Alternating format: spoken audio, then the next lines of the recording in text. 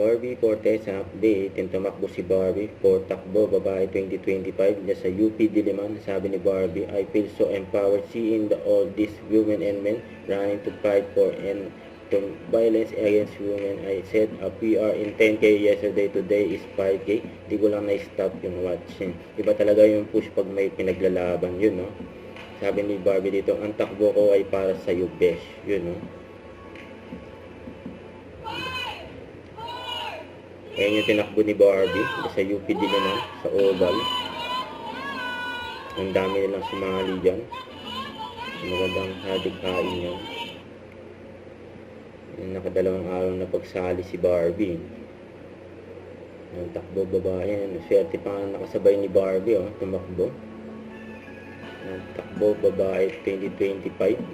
Nag-enjoy si Barbie. Tapos kahapon sa Save the Children fun run.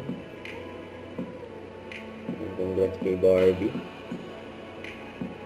Ito yung kahapon, Save the Children. Nagpa-picture kay Barbie.